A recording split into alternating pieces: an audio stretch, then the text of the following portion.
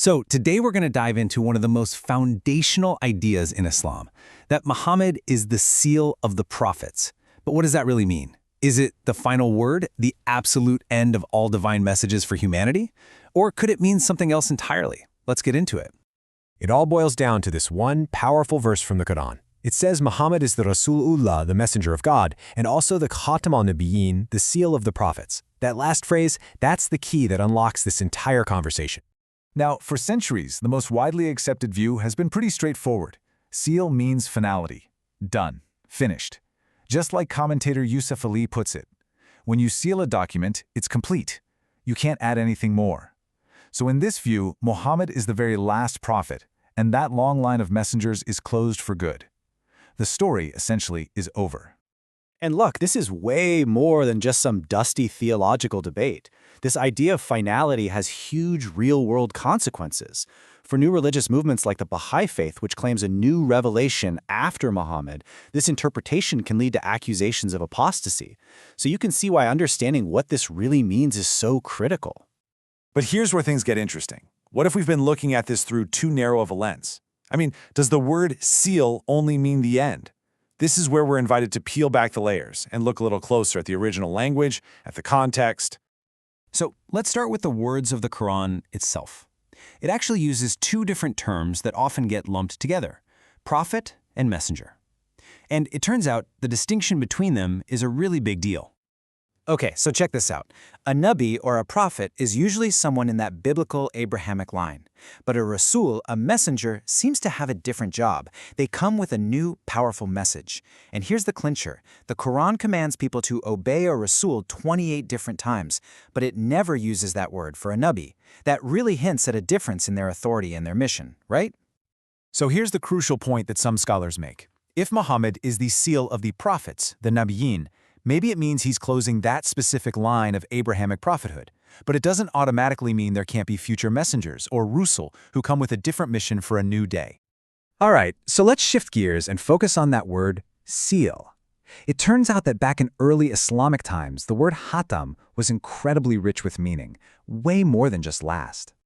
Just think about it for a second. When you put a seal on something, what are you actually doing? What's its purpose, beyond just closing it up? Well, a seal can do a few things. First, it can guarantee authenticity, right? It's like a signature saying, this is the real deal. It can also be an ornament, something that adds beauty. The Quran even describes a special wine in paradise, whose seal is musk. And it was used as a title of honor. If you called someone the seal of the poets, you meant they were the best, the pinnacle. And get this, there's a fascinating tradition from Aisha, the prophet's wife. She reportedly said to call Muhammad the seal of the prophets, but not to say there's no prophet after him. That's pretty amazing, right? It suggests that for some early Muslims, seal meant something more like best or confirmer, which doesn't necessarily close the door on the future. Okay, now hold on, because the story is about to take a really unexpected turn. The sources point to another understanding of the seal that was common in early Islam, something much, much more literal.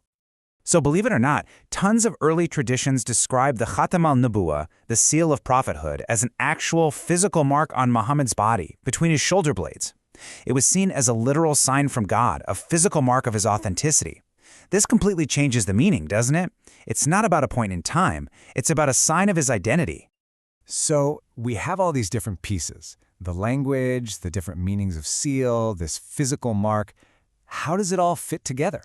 Well, the Bahá'í writings offer a new paradigm, a framework that actually brings these ideas together by reframing Muhammad's station in a much bigger story. In this view, Muhammad isn't the end of God speaking to humanity. No way. Instead, he's the magnificent conclusion, the seal of a vast era of human spiritual development, a cycle of prophecy that began way back with Adam. Think of it like this. You have the prophetic cycle, this huge chapter stretching from Adam all the way to Muhammad. He completes it, he perfects it, he seals it. And because it's perfectly finished, its purpose fulfilled, that allows for a brand new chapter to begin, the cycle of fulfillment, with its own messengers for a new age of humanity. And Baha'u'llah, the founder of the Bahá'í Faith, talks about this directly. He confirms that yes, the prophetic cycle is over, honoring Muhammad as its seal.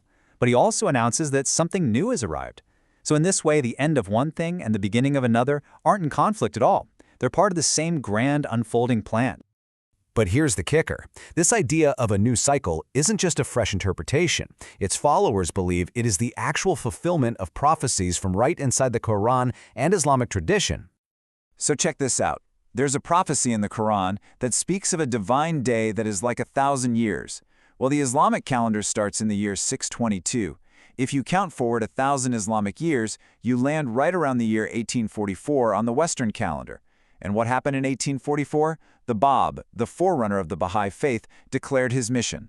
For Bahá'ís, this timing isn't a coincidence. It's a sign that a new chapter was beginning, just as promised. And there's more. The Quran warns that if Muhammad's people turn away, God will raise up another people to carry the faith forward. And the story goes that when the Prophet was asked who these people would be, he pointed to a companion, Salman the Persian, and said faith would be restored by men from Persia. Well, where were the Bab and Baha'u'llah from? Persia, modern-day Iran.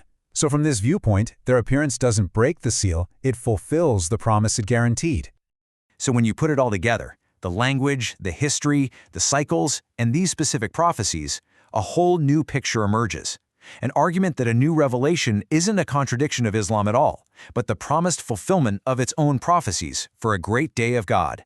A fulfillment that is authenticated and confirmed by Muhammad's station as the true seal of the prophets. And that really leaves us with this final thought, doesn't it? Whether we're talking about religion or science or even just our own lives, the way we define an end completely shapes what we think is possible for the future. Does an ending have to be a door slamming shut forever? Or can it be the very seal that validates everything that came before and unlocks a brand new beginning?